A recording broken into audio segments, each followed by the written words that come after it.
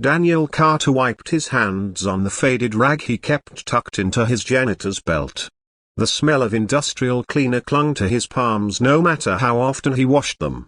It was 6:15 a.m., and the hallways of Parkview Corporate Tower were still dark, only the faint glow of emergency lights reflecting on the polished marble floors. Most days, Daniel found a certain calm in this early solitude. It was the only time his thoughts felt organized, before the world and its demands could swamp him. He thought about his daughter, Lily, waiting at their small apartment.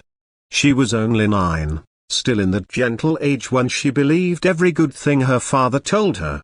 Daniel worked nights sometimes, but he always made sure he was the one to pack her lunch. He'd been a single father since she was 2. Her mother, Melissa, had left for California chasing a new relationship and new dreams. Daniel didn't have the luxury of dreaming. He worked, cleaned, and saved.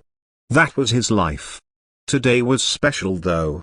Lily had begged him the night before for a rare treat, macaroni with real cheese and homemade biscuits. "Like you made on my birthday," she'd said, eyes wide, hopeful. He'd agreed despite the cost because he couldn't bear to see her disappointed. The small Tupperware box of food sat in his lunch bag, still warm from the oven. By 11:30 a.m., Daniel had scrubbed 5 floors, emptied countless trash bins, and polished chrome railings until his wrists ached. The building hummed now with suits and heels clicking past. He liked blending into the background, a ghost in blue coveralls, invisible but useful. His lunch break was at noon. He was counting down the minutes.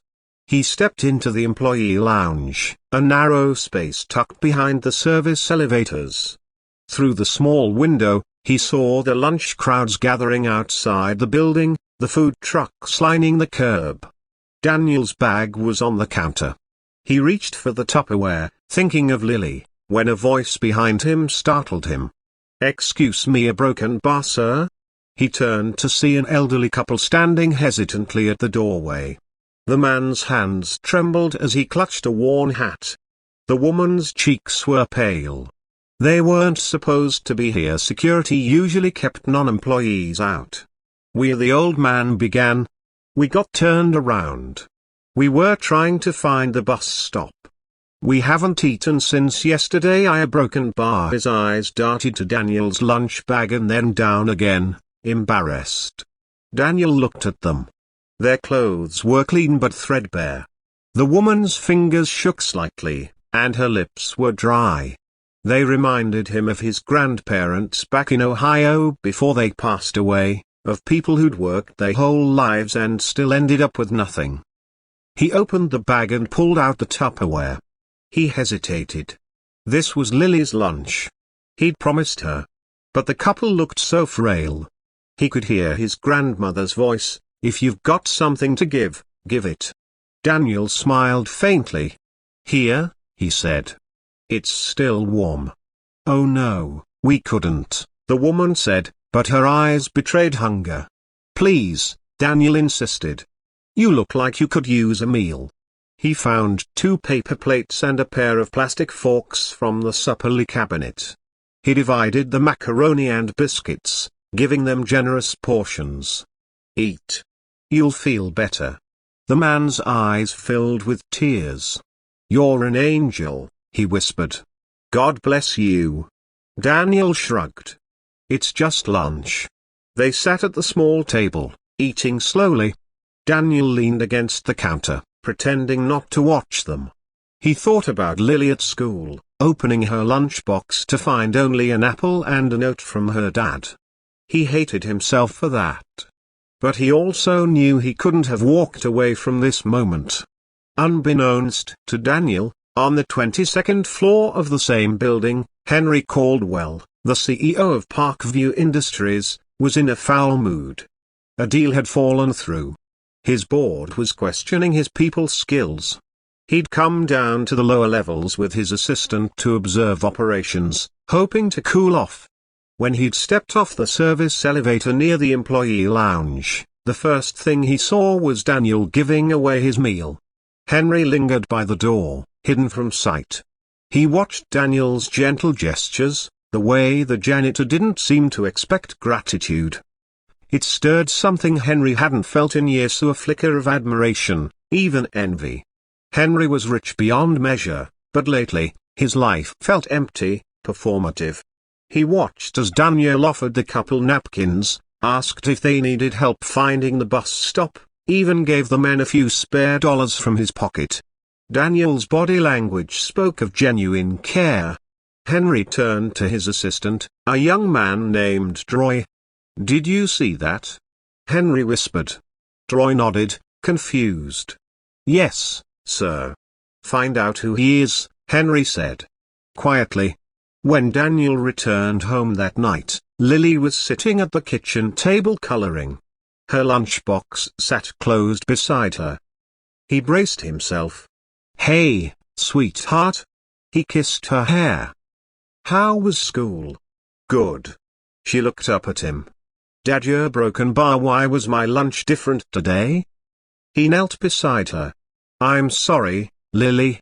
Daddy had to give your lunch to someone who needed it. I put an apple and a granola bar in there instead. I'll make it up to you tomorrow." She tilted her head, thinking. Were they hungry? Yes. Very. She smiled faintly. Then it's okay. We can share? His chest tightened with pride and shame all at once. "You're a good kid," he whispered. The next morning, Henry Caldwell summoned Daniel to his office. Daniel thought it was a mistake. People like him didn't get called upstairs except for complaints. He rode the elevator up, smoothing his uniform nervously. The secretary led him into a sprawling office with glass walls and a view of the entire city. Henry sat behind an enormous desk, but his expression wasn't cold, it was curious. "Mr. Carter, right?" Henry said, rising to shake his hand. Daniel blinked. "Yes, sir. Daniel Carter. If there's a problem with my worker." "There's no problem," Henry interrupted. "I just wanted to meet you. Yesterday, in the lounge, I saw what you did." Daniel flushed. "Oh, a broken bar that." "It was nothing." "It wasn't nothing." Henry gestured for him to sit. "Most people wouldn't do that. Especially for strangers." Daniel hesitated. "If someone's hungry, you feed them. That's how I was raised." Henry studied him. "How long have you been working here?" 3 years. "And before that?" "Custodial work at a hospital. I've been cleaning floors since I was 18. Henry nodded slowly. "And you're a single father?" Daniel stiffened. "Yes, sir. My daughter's 9. Henry leaned back, steepling his fingers. "I'm going to be blunt. You're overqualified for the life you're living. You have character. Integrity. This company could use more people like you." Daniel blinked. "I'm not sure I understand." "I'd like to offer you a chance," Henry said. "We have an opening in facilities management. It's supervisory, full benefits, double your current pay. You'd oversee a team instead of scrubbing floors. Interested?" Daniel's mind reeled. "Sir, I don't have a college degree." "You have what matters," Henry interrupted. "I'll provide the training." Daniel's throat went dry. "Yeah, broken bar, don't know what to say." "Say yes," Henry said simply. Daniel said yes. Over the next few months, Daniel's life transformed.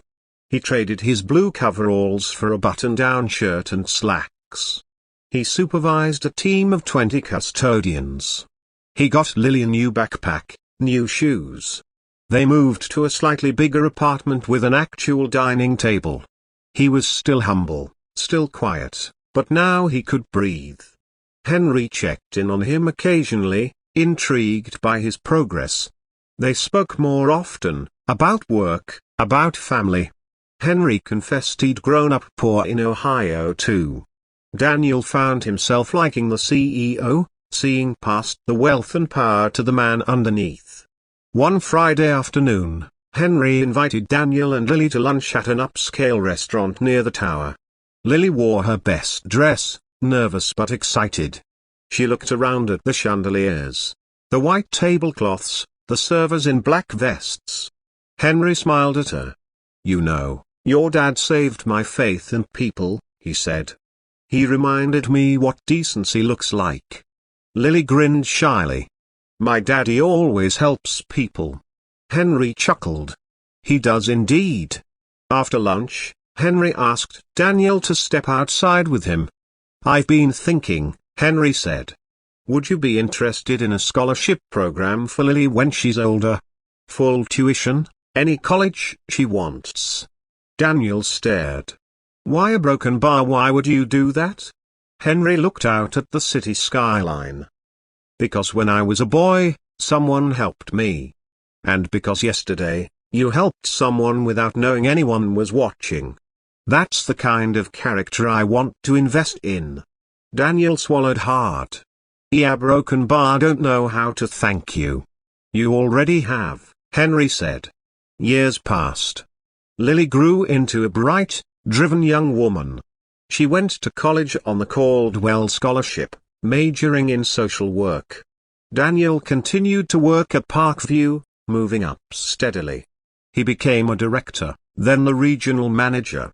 But he never forgot where he started, never forgot that day in the lounge. One winter evening, Daniel volunteered at a shelter downtown.